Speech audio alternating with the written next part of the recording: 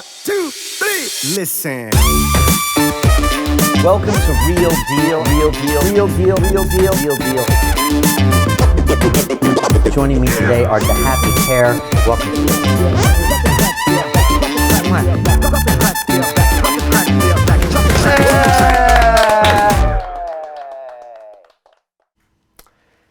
Welcome to Real Deal. I'm Brian Rose, and we are live here at London Real World Headquarters. Great to have you with me here. And I want to talk today about science-based decision-making, or more importantly, the lack of science-based decision-making currently happening here in the United Kingdom and, from what I can see, in many cities and countries around the world. And unfortunately, it leads to policies that are creating real pain, real problems in our society, from lockdowns to mental health to physical health. And I've been talking a lot about this in my short vlog videos every day, and I wanted to kind of bring all this information for you here today so we can have a discussion. I'm also going to be checking on for your comments. I know you're watching me on Facebook and YouTube and Instagram, so please leave your comments as well, because I want to get your thoughts no matter what city you're in, anywhere in the world, or if you're here in London or somewhere in Great Britain. It's all very important to me, and I really want to talk about it because I want our politicians to listen to us. I feel like they are not paying attention to the problems of the average citizen on the streets. They don't understand that our economy is the bedrock of how we protect our future. They don't understand the problem that our children are facing. They don't care about our elderly, and they're not really concerned about anything except getting themselves reelected and their own vested interests as career politicians. And I'm frustrated, which is why I'm posting these videos, but I'm also optimistic. And I know that together, you and I can find a new direction. We can really find out policies that work and get London back to work, get our kids in school, start making science-based decisions, make a proportionate response to the virus, show some real leadership. And I would love to make Great Britain and the City of London a leader in the world on how we deal with the virus and how we use it and use science-based decisions to move forward. So that's what I want to talk about today. It's great to have you here. I would love to get your input right away. First of all, what is the single biggest frustration that you have now with the lockdown you're experiencing in your city? I would love to hear that. Also, I want to know that, do you believe that the numbers being reported right now justify the lockdowns and curfews in your city? And the last thing I want to know is, how do you think we can resolve these problems, and do we need better leadership? That's my question for you. And look, this is the fifth in a series of me going out in the field to find out how we can make London a world-class city again. That's why I'm making these videos. That's why I'm asking these hard questions. And maybe we start off right away and ask, why you, Brian? Why are you talking about this? Well, I love London. I love this city. I love being here. I feel like it's part of my DNA. And that might sound strange to you because I don't have a British accent. I was born in San Diego, California. I spent a big portion of my life in America.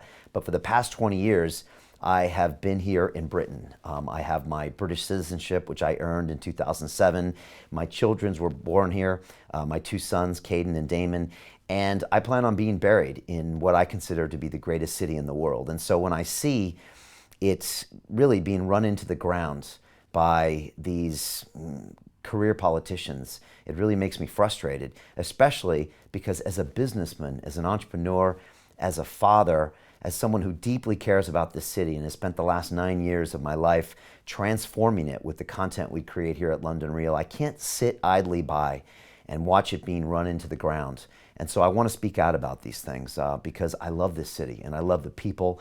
I think it's the greatest in the world. It has great culture. It has great fortitude, and it really has this indomitable spirit that the world looks up to, except not right now, because we are not making intelligent decisions. We do not have great leadership. We're enacting a completely disproportionate response to this virus, and there's been a total lack of science-based decision-making, and I want to talk about that today. Again, leave your comments wherever you're watching this, because I'm going to be going to you and literally responding to your questions and comments, because this should be a group discussion. I believe that we can get there only if we work together. It's going to take all of us, and it's going to require sacrifices. We're all going to have to take ownership. but I really believe that we can find the solutions to make London a world-class city great again, and also make the world back on track and get the economy back on track. So that's what I want to talk about today. And I want to talk about my first point here, which is a point that our mainstream media and our governments either seem to be ignoring or they don't want to talk about. And it doesn't make sense to me because it's so obvious to me and many of the people out there, and probably to you watching. And that is this simple statement, which is COVID cases doesn't equal COVID deaths. All we hear about in the news now is cases, cases, cases. The cases are up, the cases are up, the cases are up. And yet I do not see a correlation to the actual COVID deaths. Now, don't get me wrong, every death is a tragedy that we need to try to avoid, but it also needs to be a proportionate response to the virus. And I want to show you first a graph that was actually printed in The Sun, which is a great newspaper and website here in this country, and it shows you the UK COVID cases per day. And if you saw that graph, you'll see that, of course, there was a big spike in cases back in March and April and May when we had the first wave and we were still trying to understand this virus. And now you see this quote-unquote second wave that we are being sold by our governments and mainstream media that's happening with these massive numbers that were actually bigger than the first wave. 14,000 cases in a single day that was reported in October 6th of this week. And we were supposed to see that and go into a state of fear and a state of panic to where we'll pretty much do anything that we're told. And yet when you look deeper into these numbers, you realize that there's actually more going on here. And that's why I want to show you this next graph that again was also printed in The Sun. And this is the UK COVID-19 deaths per day. And you'll see that on that right axis, they actually have to point to where the number is because it's so tiny, it doesn't even show up on the graph. And again, these numbers don't reflect what we saw in April when it was 600, 500, 600, 700 deaths per day. This is on the order of 19, 20, 30, 40, 60, 70 cases per day. And again, every death is a tragedy, but we want to talk about the proportionate response. And let me give you one of the days this week. Tuesday, October 6th, 3 days ago here in the UK, we were reported a total of 14,585 positive cases for COVID. And I'm not going to get into whether the test is accurate. I'm not going to get into whether that means you're going to have symptoms, because that's a whole nother discussion. But let's just take that as face value. We had 14,585 cases on Tuesday of this week. Well, that's a high number, and it makes you want to panic, especially compared with some of the case numbers we saw back in April when we had our first wave and we locked the cities down. But when you drill down into that, you'll see that out of those 14,585 cases, only 266 of those people were admitted to the hospital. Only 266 were actually admitted to the hospital. So the rest were not severe enough to even want to have them under medical supervision. Very interesting. And if you drill down even further, on that same day, there were only 13 deaths that were classified as COVID deaths, which all that means is it's any death with someone that tested positive for COVID in the past 28 days. And that literally means you could have been hit by a car if you had a COVID test in September 7th all the way up to October 6th. That's all that means. But again, if you still want to go with those numbers, it is a very, very tiny percentage of the deaths. In fact, it's less than 1% of the total deaths in the entire country that day. And again, I am not here to overlook any of these deaths. Every death is a tragedy we need to try to prevent, but we also need to think about it in the big picture and the proportionate response. And that's what we're seeing here. 13 deaths out of a total cases of 14,585 that day, and it's really important to look at that proportionally. And let's drill down into the stats of London. In London, for the week ending October 4th, we saw a total of 3,000 cases and a total of 22 deaths in London. Again, if you look at that, it is a tiny, tiny percentage of the cases, and that's the issue that we're seeing here. We are not seeing a proportionate response to the virus. Instead, we are seeing lockdowns. And the Prime Minister said this week at the Tory, the Conservative conference, that they had, quote, been forced into erosions of liberty we deeply regret. But he also insisted that, quote, there was no alternative to lockdown enforcement. Let me repeat that. No alternative to lockdown enforcement. And you've heard the analogy before that if all you have is a hammer, everything looks like a nail. And that's all that our government has. They have one switch, which is lockdown. That's the only thing they know how to do. Lock it down or open it up, which is ridiculous because there are so many things we could be doing that would have a proportionate response to this virus that would allow those able to continue working and those at risk to be protected. And yet our government can't seem to grasp that. Also, I'd like to highlight this point, and this is very important, so please listen to this carefully. The purpose of the original lockdown was not to prevent the spread of the virus. It was to flatten the curve. Do you remember that? Flatten the curve to protect and ease the pressure of our National Health Service. That was the reason for the original lockdown, to protect the health service. If 266 people are being admitted to hospital and 13 are dying, where is the overwhelming of our health service? It's not there. And yet, since we allowed ourselves to be put under lockdown back in April or May, now we just assume that, oh, okay, I guess that's the best decision. And we allow our government to push through these lockdowns, even though they are crushing our economy. They are really wreaking havoc on our mental health, and that's going to lead to more deaths and more physical health, especially when people can't get the services they need at the NHS. And if you look further into London and the mayor of London, he has admitted that there is no, quote, accurate picture of how fast the coronavirus is spreading across the capital. And yet, he still uses fear-mongering and scare tactics and supports lockdowns. And this is just a real travesty. And it goes on what I've been talking about for the past 2 weeks, which is this. We are seeing a complete lack of leadership from our national government and our mayors. Next, we are seeing a total disproportionate response to the virus. Again, all they have is a hammer and all they see is lockdown, lockdown, lockdown. They know no other way of doing it. They also have 6 months of poor policies that they are trying to make up for or cover up on by going along with the same trend. And finally, we see a complete lack of science-based decision-making. They are not using the science at all. They are almost ignoring the science and going for these massive draconian lockdowns. And so that's one of the big points I wanted to start off with here and really show you the numbers. I would love to hear from you and find out, what are you seeing? What are you thinking? What is the single biggest challenge you are facing right now in your city when it comes to the lockdown? Do you think we are suffering from a lack of leadership? And what do you think are the solutions? There's some great comments coming in here. I really appreciate that. I've got Mary, who is saying our hospitality industry is being crushed. They need more support. And I couldn't agree with you more. I've been speaking with people in the hospitality industry in the studio. It accounts for 120 billion pounds of this country's economy, 4.5 million workers, 15% of the workforce, and yet this 10 p.m. curfew is absolutely crushing these businesses. Revenues are down 60% in the hospitality industry. And I mean, these people are closing their businesses forever.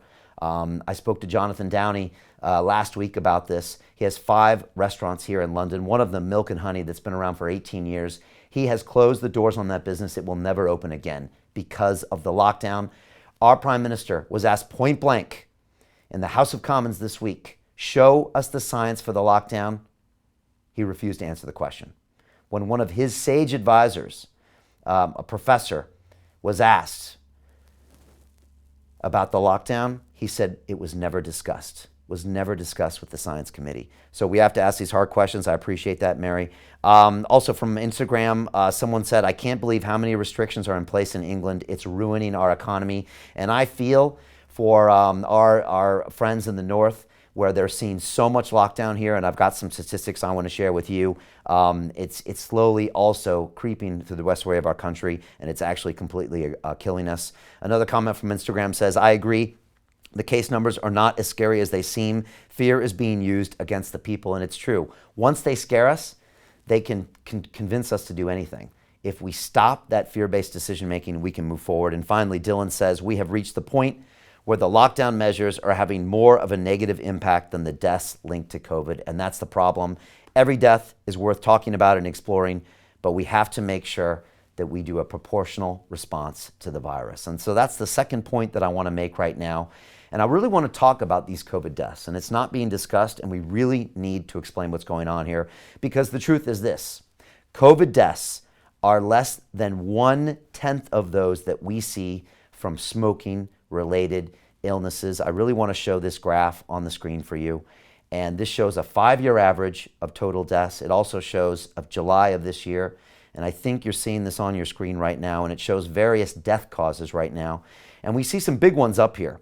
You see dementia and Alzheimer's as big chunks. You see heart diseases. And you see a variety of other pulmonary diseases that are all related to smoking. And what you'll see is this. On that same day that I discussed here, October 6th, when there were 13 COVID-related deaths, there were 10 times the number of those deaths from smoking-related illnesses. 10 times the numbers. And yet, we don't see the government locking down tobacco stores. Why? If they truly cared about the deaths of the citizens of this country, then why not do something that would have a 10x impact on what they're doing? But they don't. They are not interested in saving lives. They are interested in one tool that they have. It's the only hammer they have, and they seem to be using this regardless of the data and regardless of the outcome. Again, back to my point earlier, lockdown was originally used to ease the strain on the NHS. It was never used as a tool to stop the spread of the virus. Now they are using it because it's the only tool they know, but yet it's not being used to prevent the majority of deaths in this country. And it's just really important. And again, we want to try to prevent every single death because every death is a tragedy, but we are not making proportional decision making. I believe right now we need a hard reset. We need a hard reset, and we need to go into a new direction. We need to focus on science-based decision making. We need to make a proportionate response to the virus, the cases, and the deaths. And we need new leadership. We need people who can get out from the front to get this country and get this city back to work. We need to put our education first, and we need to put science first to try to find out how we can get our economy back on track, get our mental health back on track, and get everyone's health back on track. What we're doing now is we're focusing on a number that doesn't have much relation to the real health of this country, and it really frustrates me. And I want to get your thoughts. So please, again, type in and tell me, what is your single biggest frustration right now when it comes to the lockdown?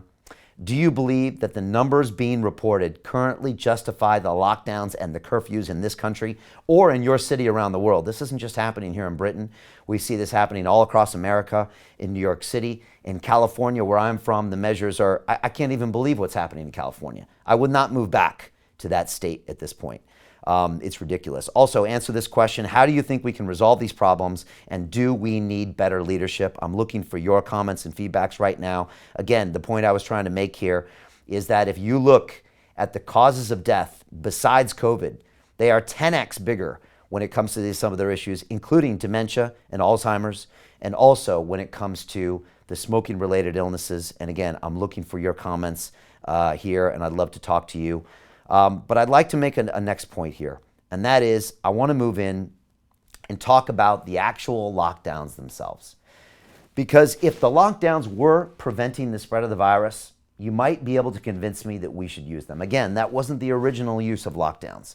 Lockdowns were originally put in place to flatten the curve, you remember this term, and ease the pressure on our National Health Service, or wherever you are in the world, ease the pressure on our hospitals. We did that. Okay, now that tool is being used to supposedly stop the spread of the virus.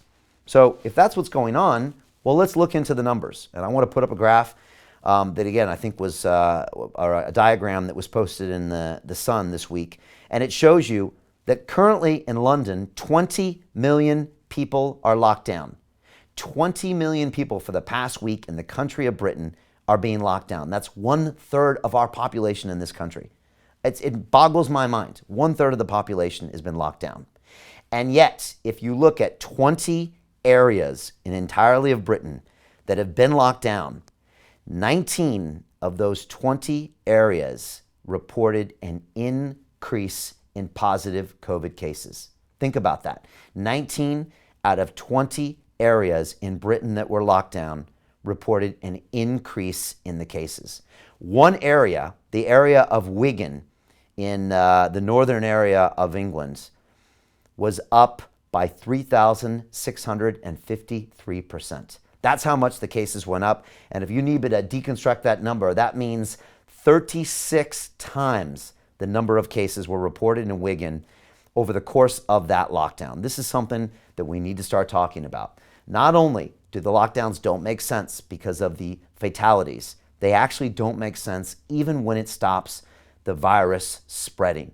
And that's why we really need to start taking a science-based approach and make a proportional response to the virus. Let me show you what happened with many of the cities around the country when they went through the lockdown. And you can see the percentage change on the right-hand side of this table versus the left. You look at some of the cities out there. Bury, 1,200 increase in cases. Wigan, as I mentioned, over a 3,600% increase in cases. Manchester, one of the biggest cities here in Britain, an increase of 1,429%.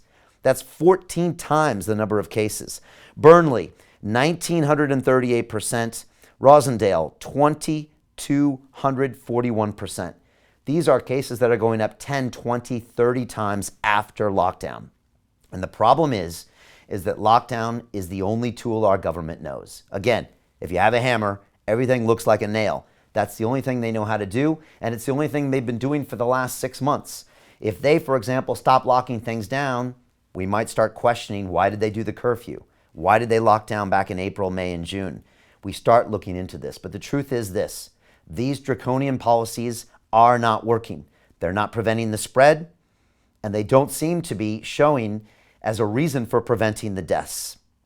And yet, the government is now doubling down on these lockdowns. If you saw that chart earlier of the country of England, not only are there 21 million people on lockdown, 20 million people, there's a bunch of areas that are on the brink of lockdown, including the capital of London. The mayor of London continues to use fear-mongering, even though he says that there's no data that shows the lockdown is going to stop the spread. And yet he continues to talk about an impending lockdown. That's the only tool that he knows. And if you look into the capital, London, right here where I live, it's important talking about what happens if you lock down this capital, because this capital determines 25% of the nation's GDP. Let me just say that again. One major city in London, the metropolitan area of London, determines 25% of the nation's GDP, and up to half of the tax receipts comes from this area. If you lock down this city, it will have real consequences on the future of the entire nation of Britain. I'm not talking about 6 months from now, 1 year from now. I'm talking about ramifications that will go on years and years and years. And so again, what I'm witnessing here as a citizen that's lived in this country for 20 years is a complete and total lack of leadership. I'm seeing a massive, disproportionate response to the virus, and I'm seeing a total lack of science-based decision-making. It's frustrating to me, which is why I've been out there on the streets making these videos. I've been speaking with people in this studio that are struggling, that are feeling the pain, from the economic to the mental to the physical health. I've spoken with entrepreneurs. I've spoken with people in the hospitality industry. I've spoken with taxi driver union leaders. I've spoken with former members of the police department. I've spoken with members of Age UK talking about the elderly this week. I am trying to find solutions, and yet our leadership is not listening. And that's why I continue to push, because we need a new direction. We need new leadership. We need new ideas. And we need it to come from people that are not career politicians whose only goal is to get reelected and get reelected. And it's frustrating to me. They have vested interests, and I think they're making decisions that are not in the interest of you and me. But I want to hear from you. So please leave me your comments and tell me, what's your single biggest frustration right now with the lockdown? Do you believe that the numbers being reported justify the lockdowns and the curfews? And how do you think we can solve these problems? And do we need better leadership? Again, type in the comment whatever you're seeing here and tell me what you think. I really appreciate these comments coming in here from Facebook. Someone has just said, everything is being overblown. We need someone to take charge who can make decisions based on science and statistics. I couldn't agree with you more. Look, I come from a science background. I was trained in mechanical engineering. I was super fortunate to go to a great school, the Massachusetts Institute of Technology, that had some great scientists, Nobel Prize winners, some incredible people, and they taught me that the science will tell you what's happening. Follow the science, and that's what we need to do in this time of this pandemic and this fear, and we have to do that. Also, Cindy said, Brian, when are you running for the Oval Office? Well, look, I live in the UK right now, so I appreciate that. I'm really concerned with the country that I love and the city that I love, to be honest. again, this is personal for me. I know so many people in this city. I get emails every single day that say, Brian, I'm hurting. My business is dying in front of my eyes. My mental health is suffering. My physical health is suffering. My grandma, my grandparents, they're lonely. They're scared to go out. And yet all I see is a complete mockery being made of science-based decision-making. Our government, it's viewed as a joke around the world. It really is. Our government is an embarrassment right now. And the whole world sees it. And it's a shame because I believe this is the greatest city in the world. And I think we can restore London to its greatness once again. So I appreciate those comments coming in. And finally, I want to finish with this because as I tell my team here, don't bring me problems, bring me solutions. I hate people that complain and I hate people that are victims. And I don't choose to do that. I choose to take ownership and I choose to bring solutions and I choose to show leadership. And that's what I want to talk about right now. So I want to talk about how we can move forward and show leadership in this city. And I want to talk about how we can do that. And to do that, we need to do a few things. We need to put science first. We need a proportional response to this virus. We need to put our health first. And we need to get London back to work. And that's what I want to do moving forward. I want to show you ways that we can do all of these things. I want to look deeply into the science. I want to find a way that we can get our theaters back, our hospitality sector back, our cinemas back, based on science. I had a great discussion with John Morgan of the Theaters Trust right here in the studio just 2 weeks ago. And he said, Brian, I know a way we can get our theaters back, which is going to bring our hotels back, which is we're going to bring our taxi drivers back, which is going to bring our restaurants back. I spoke to Jonathan Downey, who runs restaurants and cafes and bars, and says, I know how we can get this back. I was in the coffee shop of Peter Dorr Smith, who is struggling to make ends meet by putting outside seating on the streets. And he said, Brian, I know how we can get London back to work.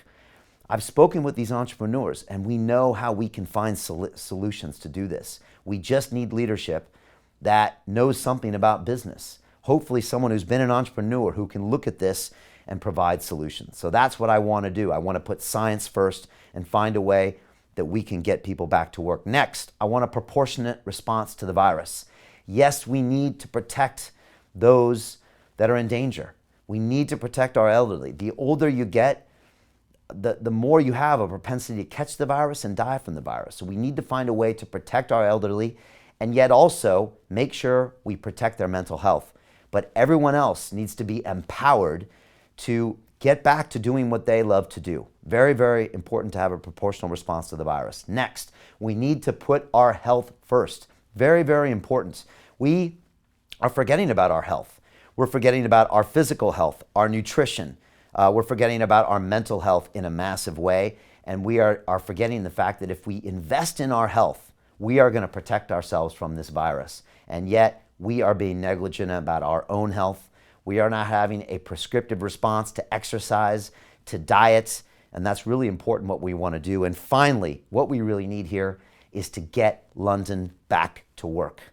We need to slash the congestion charge. We need to slash business rates. We need to allow and start giving targeted aid to the sectors that need it, specifically the hospitality industry. We don't need blanket furloughs for all industries because they're going to take the valuable resources that we need to give to those industries that we need to get London back to work and all of our cities back to work.